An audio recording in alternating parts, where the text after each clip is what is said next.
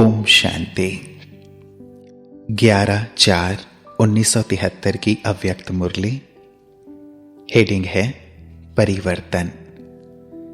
Practical मूर्त बनाने वाले सर्वगुण संपन्न बाबा बोले, वर्तमान समय को परिवर्तन का समय कहते हैं।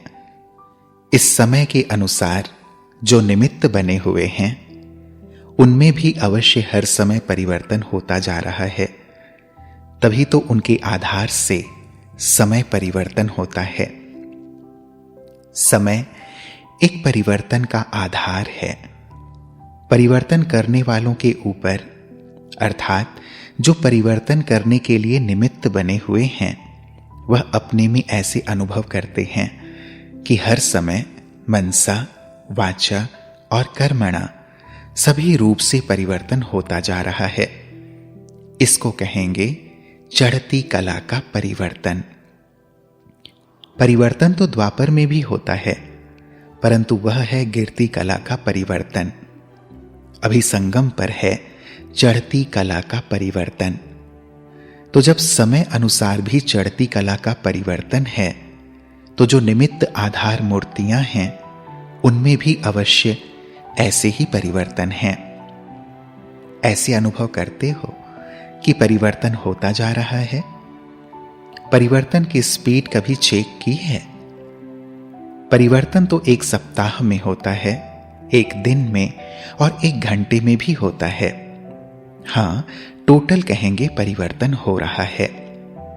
लेकिन अभी के समय प्रमाण परिवर्तन की स्टेज क्या होनी चाहिए, वह अनुभव करती हो?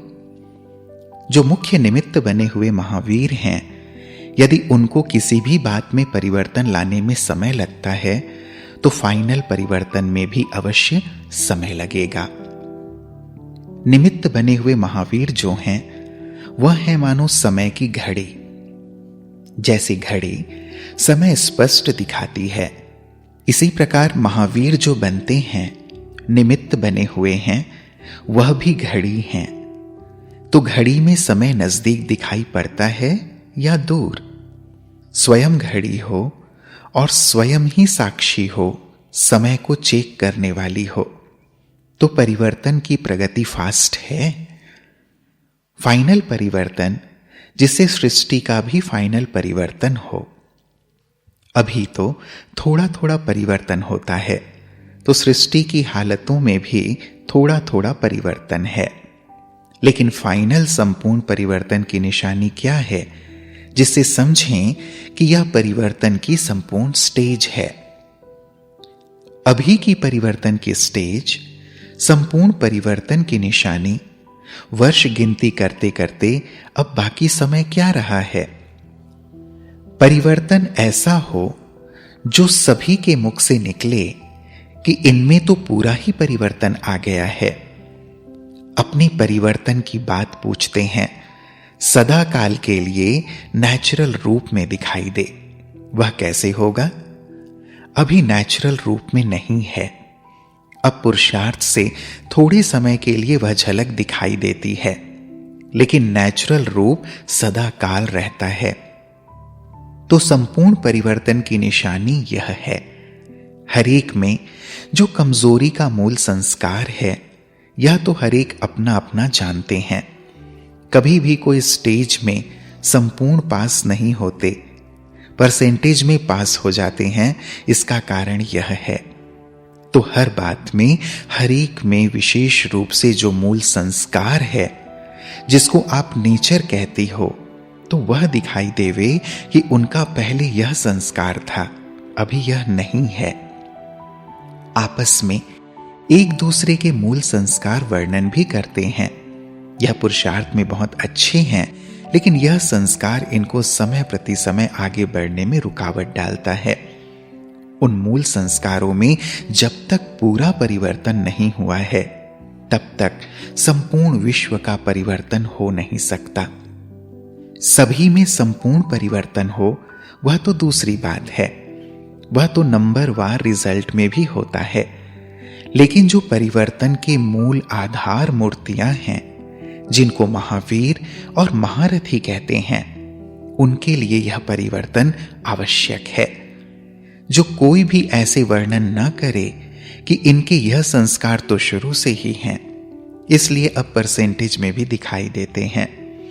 यह वर्णन करने में नहीं आए, दिखाई ना दे, इसको कहा जाता है संपूर्ण परिवर्तन।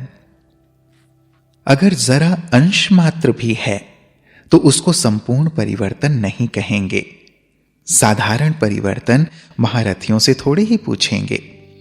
जो विश्व परिवर्तन के निमित्त बने हुए हैं, उनकी परिवर्तन की स्टेज भी औरों से ऊंची होगी, तो यह चेकिंग होनी चाहिए।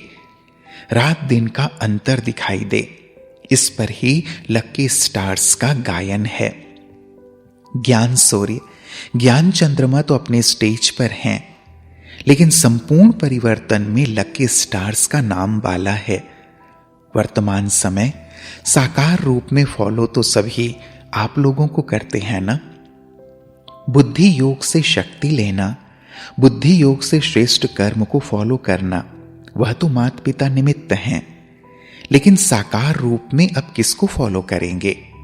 जो निमित्त हैं। तो परिवर्तन का ऐसा उदाहरण बनो। वर्ष में एक दो बारी भी ऐसा संगठन हो जाए। हर समय के संगठन में अपनी चढ़ती कला का परिवर्तन है। जैसे जो वर्ष बीत चुका है उसमें स्नेह, संपर्क, सहयोग, इसमें चढ़ती कला और परिवर्तन है। अभी संपूर्ण स्टेज प्रत्यक्ष रूप में दिखाई दे। इस वर्ष में यह परिवर्तन विशेष रूप में होना आवश्यक है। अब धीरे धीरे प्रत्यक्षता के लिए जानबूझकर बम लगाने शुरू किए हैं ना।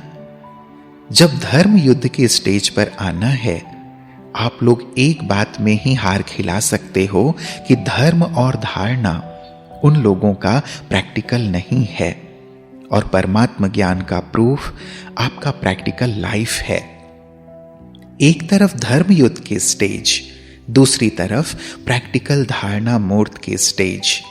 अगर इन दोनों का साथ न होगा तो आप लोग की चैलेंज है प्रैक्टिकल लाइफ की, वह प्रत्यक्ष रूप में दिखाई नहीं देंगे। जैसे जैसे आगे आते जाते हो, वैसे इस बात पर भी अटेंशन देना है। प्रैक्टिकल में ज्ञान अर्थात धारणा मूर्त, ज्ञान मूर्त व गुण मूर्त। मूर्त से भी वह ज्ञान और गुण दिखाई देवें। आजकल डिस्कस करने से अपनी मूर्त को सिद्ध नहीं कर सकते, लेकिन मूर्त से उनको एक सेकेंड में शांत करा सकती हो। एक तरफ भाषण हो, लेकिन दूसरी तरफ फिर प्रैक्टिकल मूर्त भी हो, तब धर्म युद्ध में सक्सेसफुल होंगे। इसलिए जैसे सर्विस का प्रोग्राम बनाते हो, साथ साथ अपने प्रोग्राम में भी प्रोग्रेस करो। यह भी होना आवश्यक है। अपने पुरुषार्थ के प्रोग्रेस का, अपने अपने पुरुषार्थ के भिन्न भिन्न अनुभव का लेन देन करने का भी प्रोग्राम साथ साथ होना चाहिए। दोनों का बैलेंस साथ साथ हो। अच्छा, ओम शांति।